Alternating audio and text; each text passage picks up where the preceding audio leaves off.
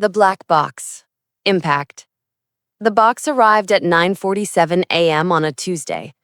Maya saw it first as a shadow, a perfect black cube sitting in the center of her desk, like a piece of negative space cut from the fluorescent-lit office. No ribbon, no logo, just matte black cardboard that seemed to absorb light rather than reflect it. She stopped 3 feet away, her coffee suspended mid-sip. Around her, the Tuesday morning chaos of Vanguard Tech continued its familiar rhythm. Keyboards clattered, someone laughed at a Slack message. The espresso machine hissed in the break room. But Maya's desk had become an island of wrongness in a sea of normalcy. Don't. The word came from behind her, barely a whisper. Maya turned to find her manager, Richard, standing in his office doorway. His face had gone the color of old paper. Don't what? Maya asked. But she already knew. Don't open it. Don't touch it. Don't acknowledge that this thing exists. Richard's eyes flicked to the box, then away. Like looking at it too long might turn him to salt. He retreated into his office without another word, closing the door with the careful quietness of someone trying not to wake a sleeping predator. Maya set down her coffee. Her hand, she noticed, was steady. That would change. She picked up the box. Light. Too light. Inside, something shifted with a soft whisper. Paper, maybe, or fabric. On top, a label. Maya Patterson. Employee ID, VT2847. Processed 2:03 a.m. 2:03 a.m. on Appreciation Day, the company's annual celebration where employees received gift boxes filled with branded merchandise, gift cards, handwritten notes from executives. Maya had been looking forward to it. 5 years at Vanguard. 5 years of code reviews at midnight, of launches that went from impossible to legendary, of being the person they called when the system was on fire and everyone else had gone home. But this box had been processed at 2:03 a.m., 3 hours after the Appreciation Day celebration ended, long after HR had locked up and gone home. Someone had come back. For her, specifically. Maya's fingers found the seam. The lid lifted with a sound like an exhale. Inside, nestled in black tissue paper, a single sheet of paper, a USB drive, and a laminated badge she didn't recognize. The paper was a termination letter, effective immediately. Reason? Violation of company policy section 7.3.b, unauthorized access to confidential systems. The USB drive was unlabeled. The badge showed her photo, but the name read terminated, security escort required. Maya's heart, which had been beating normally until this moment, began to sprint. Not with fear, not yet. With recognition. This was familiar. The setup, the frame, the careful construction of a narrative that would erase 5 years of her life from this company's history. And the timing. 3 weeks before her stock options vested. The options that would be worth $340,000 at current valuation. The options that disappeared if you were terminated for cause. She looked up. Through the glass walls of the conference rooms, she could see the celebration continuing. Balloons, cake, her coworkers opening their boxes, genuine boxes, filled with appreciation. She watched Jennifer from DevOps laugh at something, holding up a Vanguard Tech hoodie. She watched Marcus from Design pose for a selfie with his gift card. No one was looking at Maya, except for Richard, who watched from his office with the expression of a man at a funeral. Maya put the lid back on the box. Then she picked up her phone, opened the camera, and photographed everything. The box, the label, the timestamp, the contents. Each click was a heartbeat. Each image was a decision. She would not go quietly. She slipped the USB drive into her pocket and walked, with deliberate calm, toward the elevator.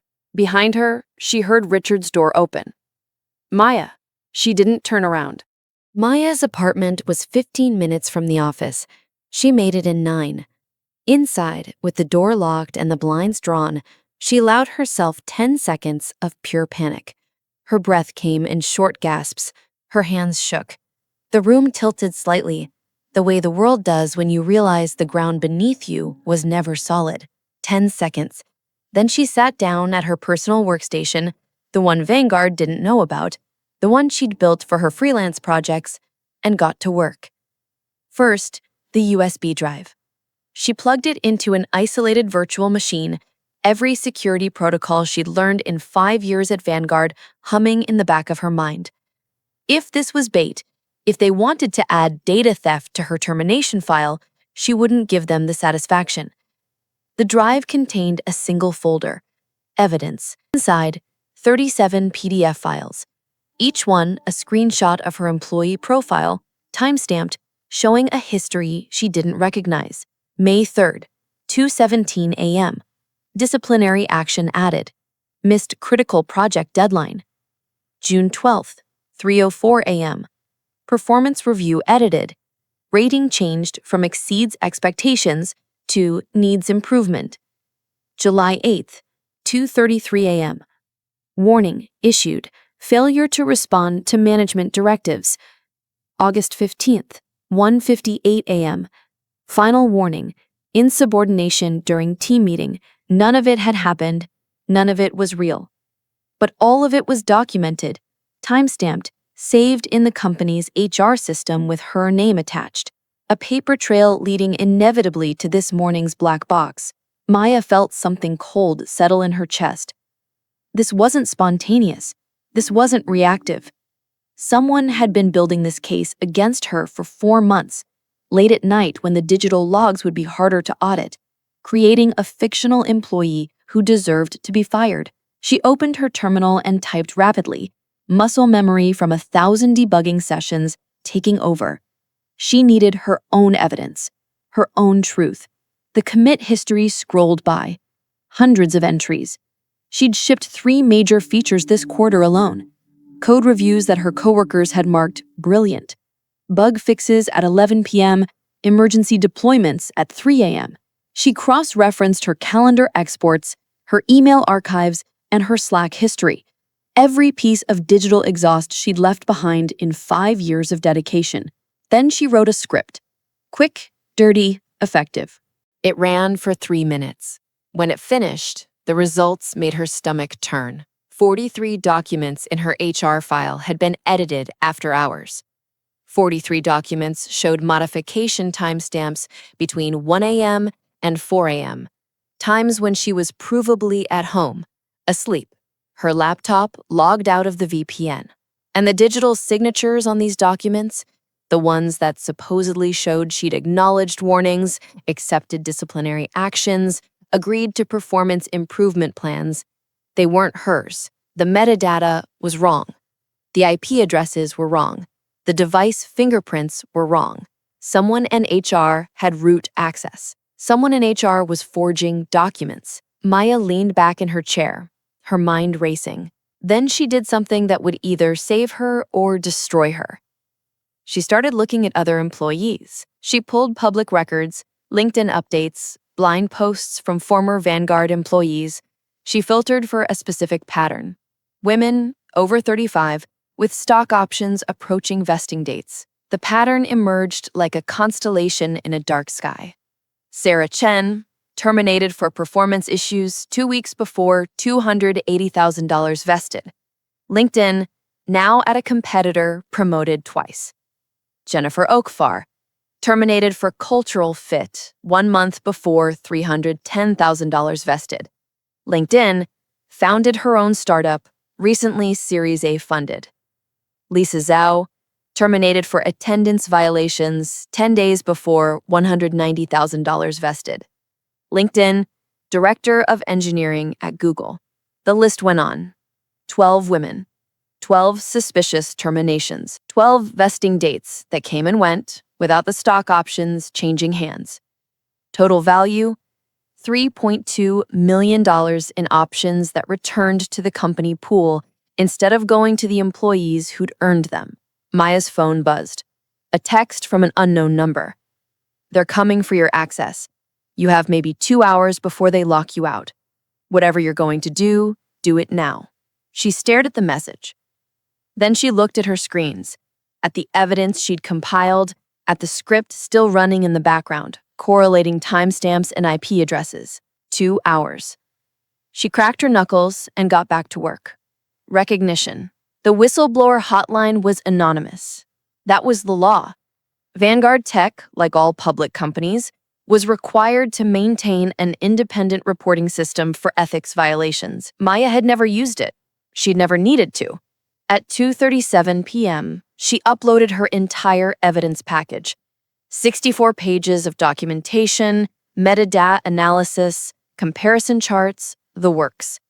She wrote a summary that was clinical, precise, devastating. This report documents systematic HR document falsification targeting female employees approaching stock option vesting dates.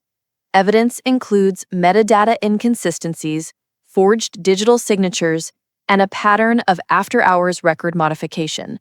Estimated financial impact to affected employees, $3.2 million. Estimated benefit to company, same. Request immediate independent audit. Then she hit submit and waited. Nothing happened for 17 minutes. Then everything happened at once.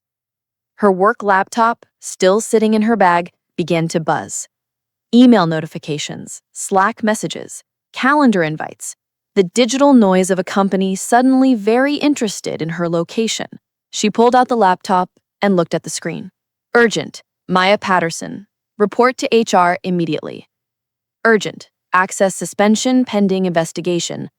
Urgent. All files to be surrendered. But there was another message, buried in the noise. From an email address she didn't recognize. r.morrison@vanguard-legal.com. Miss Patterson, I'm Robert Morrison, external counsel retained by the Vanguard Board. Your submission to the ethics hotline has triggered an emergency board meeting.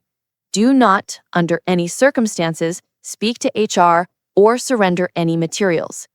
You are now a protected witness under corporate whistleblower statutes. Stand by for further contact.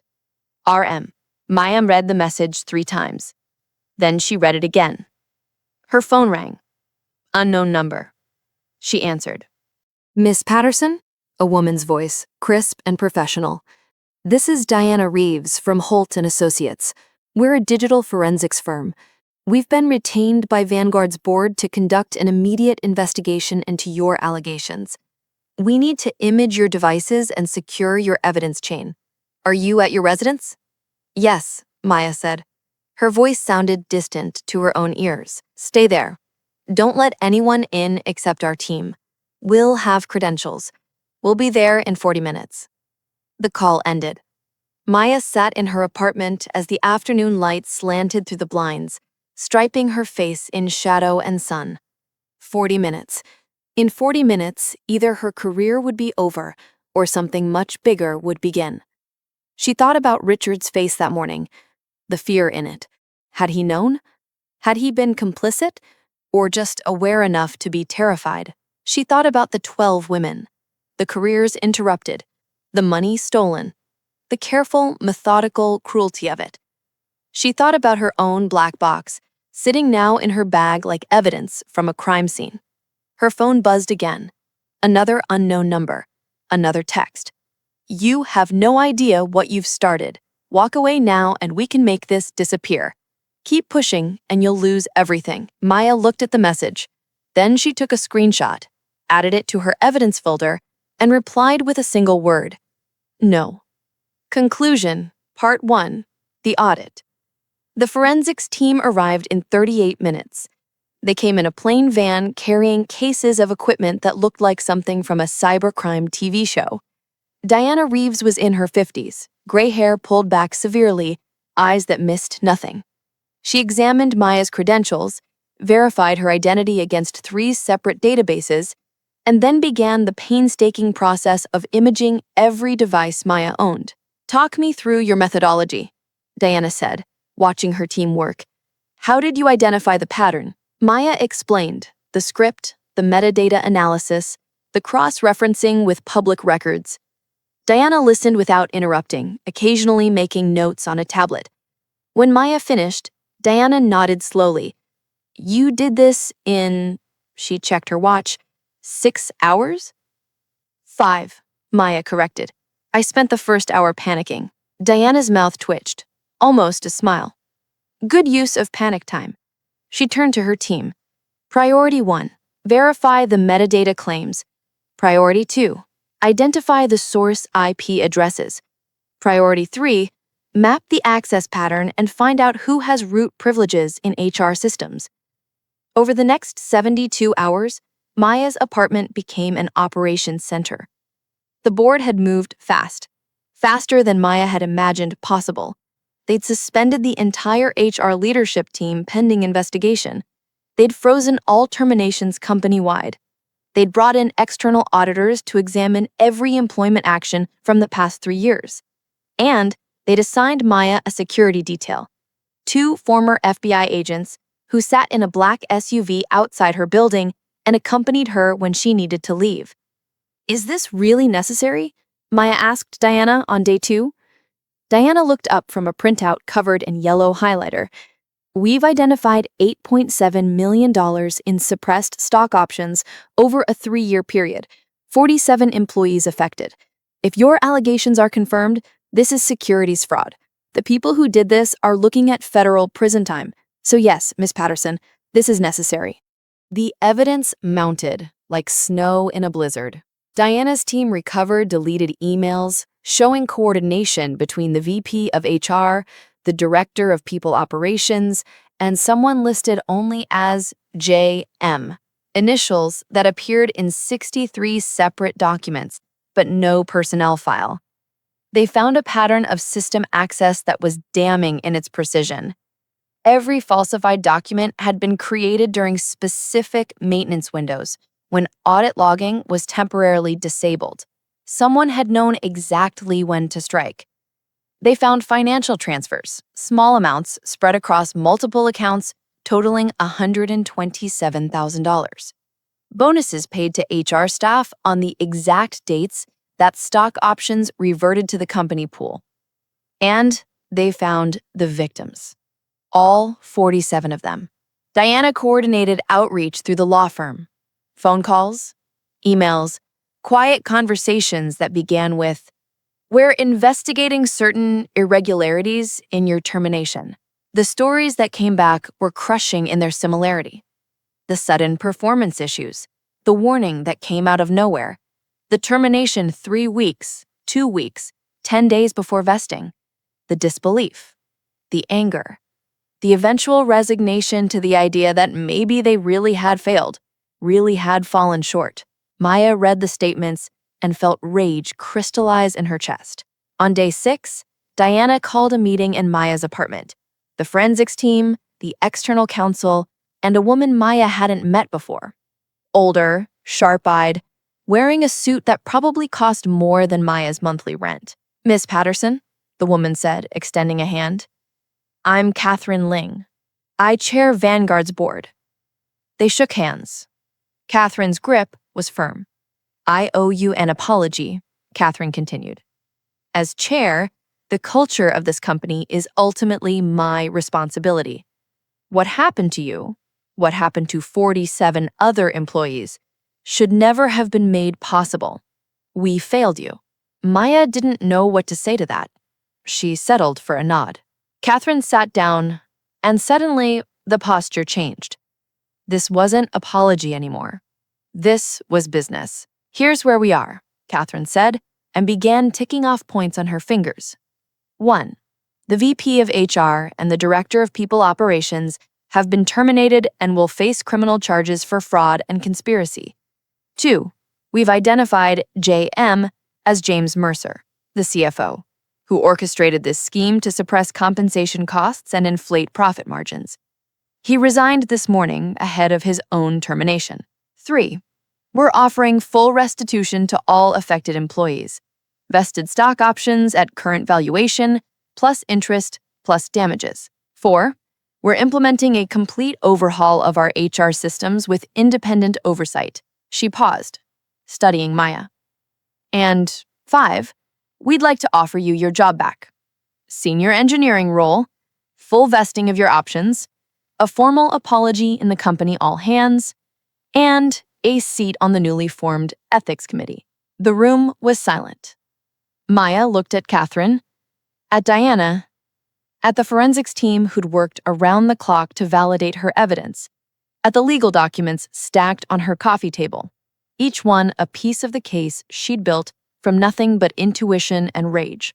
No, Maya said quietly. Catherine's eyebrows rose. No? I don't want my job back. Maya stood up, surprised by her own certainty. I want something else. Conclusion Part 2. The launch. 6 months later, Maya stood in a converted warehouse in San Francisco's Soma district, watching her team set up for their first client presentation. The space still smelled of fresh paint and new furniture. On the wall, brushed metal letters spelled out, Testament Consulting, Corporate Ethics and Forensic Analysis. Her phone buzzed. A text from Diana Reeves. Saw your write-up in TechCrunch. The whistleblower who built her own watchdog. Proud of you, kid. Maya smiled. The TechCrunch article had gone viral 3 days ago. The story of Vanguard had become a cautionary tale, a rallying cry, a moment of reckoning for tech companies that thought they could optimize their way around basic decency. But more than that, it had opened doors. Testament Consulting now had 17 clients, companies that wanted to audit their own systems before they became the next headline, companies that had read about Vanguard and wondered what skeletons might be hiding in their own HR databases, companies that were starting to understand that culture wasn't a perk package, it was infrastructure, and it could fail as catastrophically as any system. The Vanguard settlement had given Maya the capital to start. The publicity had given her the credibility. And the 47 women whose cases she documented, 12 of whom had joined her as founding consultants, gave her the expertise. They'd built something new, something necessary. Maya? She turned to find Jennifer Okafor, former Vanguard employee, terminated for cultural fit, now Testament's director of forensics analysis, standing in the doorway with a laptop. Client's here early. Want to meet him? Maya checked her reflection in the window. Power suit, minimal jewelry, hair pulled back. She looked like someone who knew exactly what she was doing. Fake it till you make it, she thought. Except she wasn't faking anymore. The client was a Series B startup, growing fast, already showing signs of structural dysfunction. The CEO was younger than Maya, nervous, clearly uncomfortable asking for help. We want to do this right, the CEO said after the introductions. Before we scale, before we become, she gestured vaguely. You know. I know, Maya said. She opened her laptop and pulled up Testament's standard audit framework. Let's start with your HR systems. Who has root access? The CEO blinked. I don't actually know. Then that's where we start. The presentation lasted 2 hours. Maya and her team walked through their methodology, the systemic review of employee records, the metadata analysis, the pattern recognition algorithms they developed to flag suspicious document modifications. They showed case studies, anonymized but pointed. They showed outcomes. By the end, the CEO was taking notes faster than she could talk. How soon can you start? She asked. We're booking out 3 months right now, Jennifer said smoothly, but given your growth trajectory, I'd recommend we prioritize your engagement. We can have a preliminary audit done in 6 weeks. They shook hands, contract signed. Another company choosing to look in the mirror before the mirrors shattered. After the client left, Maya stood at the window looking out at the San Francisco skyline, the city where tech companies rose and fell, where fortunes were made and lost, where the future was being built by people who sometimes forgot that the future had to include everyone. Her phone buzzed again. This time, a call from an unknown number. She almost didn't answer. Then she saw the area code. Seattle. Vanguard headquarters. Hello? Maya? Richard's voice. Her former manager. I don't know if you'll even take this call. Maya's jaw tightened. I'm listening. I wanted to say I'm sorry. He sounded exhausted. I knew something was wrong. I saw the warnings in your file and I knew they didn't make sense. But I didn't push. I didn't ask questions. I told myself it wasn't my business, that HR knew what they were doing. Why are you calling me, Richard? Because I quit yesterday. A long pause. And because I'm not the only one. Half the engineering leadership walked out. We're not doing this anymore. We're not working for a company that treats people like optimization problems. Maya closed her eyes. She thought about Richard's face that morning. The fear, the complicity, the awareness of something terrible happening just outside his field of responsibility. Where are you going? She asked. I don't know yet. I just know I can't stay. Another pause. Are you hiring? She laughed. She couldn't help it. Richard, I run an ethics consultancy. We investigate companies for the exact kind of thing you just enabled. I know. That's why I'm asking. He sounded determined now. I want to be part of fixing this, even if I can't fix what I did. Maya looked at her team, scattered around the office. Jennifer, Sarah Chen, who joined as their compliance officer. Lisa Zhao, head of technical audits. Women who'd been discarded, dismissed, erased, and who'd rebuild themselves into something stronger. Send me a resume, Maya said, finally. No promises, but send it. She hung up and returned to the window. The black box, the real one from that Tuesday morning, sat on a shelf in her office now. A reminder. Not of what was done to her, but of what she'd done in response. The investigation, the evidence, the choice to fight instead of disappear. Her laptop chimed. An email from Catherine Ling. Maya. Board meeting today. Approved our partnership with Testament for ongoing ethics oversight. You're officially our watchdog. Congratulations and thank you. CL. Maya read the email twice, then stood up and walked to the center of the office where her team was gathering for their weekly all-hands. Okay, everyone, new contracts to discuss, new methodologies to review, new problems to solve. They settled into their seats.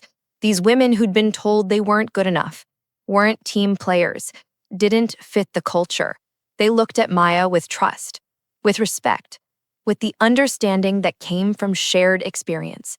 But first, Maya continued, I want to talk about why we're here. Not just the company, all of us, individually. What happened to each of you? What you survived? What you learned? She caught Jennifer's eye. Sarah's. Lisa's. Because our clients need to hear these stories. Not the sanitized versions. Not the corporate speak summaries. The real thing. The 2 a.m. panics. The scripts we wrote to save ourselves. The moment we decided we weren't going quietly. Around the room, heads nodded. That's our advantage, Maya said. We've been on the other side. We know what it looks like when a company decides you're disposable. We know the warning signs, the patterns, the little moments of wrongness that everyone ignores until it's too late. She pulled up a slide on the main screen. Testament's mission statement. The words she'd drafted at 3 a.m. 2 months ago, when the company was still just an idea and a settlement check. We make sure no one else gets a black box. Simple, clear, true. That's the work. That's what we do. Every audit, every investigation, every late-night review of employee records, we're making sure that what happened to us doesn't happen to someone else. The team was quiet. Then Jennifer started clapping. Slow at first, then building. The others joined in. This small group of survivors who'd turned their pain into purpose, their anger into action. Maya let the applause wash over her. Then she raised a hand for quiet. All right, break's over. We've got 3 new client presentations this week, and I need everyone on their A game. Jennifer, let's review the audit protocol. Sarah, compliance updates. Lisa, technical documentation.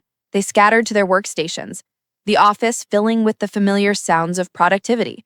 Keyboards, phone calls, the coffee machine gurgling to life.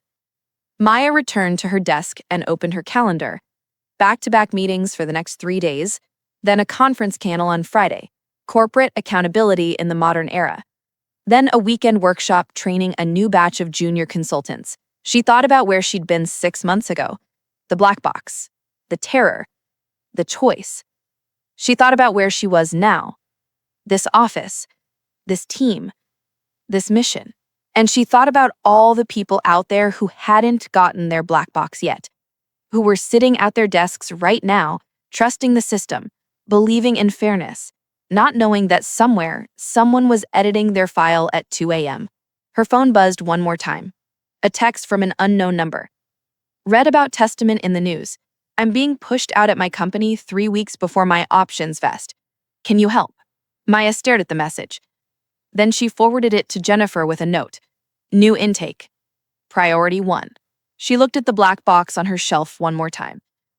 Then she turned back to her screen and got to work. Because someone out there was about to get their black box. And this time, they wouldn't be alone. TechCrunch, March 15th, 2026. Testament Consulting announces Series A funding, $12 million to scale corporate ethics platform. Maya Patterson's forensic consultancy, born from a viral whistleblower case, will use the funding to develop automated audit tools and expand to 50 corporate clients by year-end. The New York Times, June 3, 2026. The Vanguard Effect, how one tech scandal changed corporate governance. 18 months after Maya Patterson exposed systematic fraud at Vanguard Tech, companies across Silicon Valley have implemented new oversight mechanisms, but experts warn the work is far from over. Maya Patterson's personal journal, June 3, 2026. Still get nightmares about the black box sometimes. Still feel my heart rate spike when I see matte black cardboard. But now, when I wake up at 2 a.m., I'm not panicking. I'm working. We just onboarded client number 47. Same pattern, same after-hours edits, same stolen futures. Different ending. Jennifer says I should take a vacation. She's probably right. But there are 23 new intake requests this week. 23 people who saw their black box coming. 23 people we might be able to save. The work continues. It has to. End.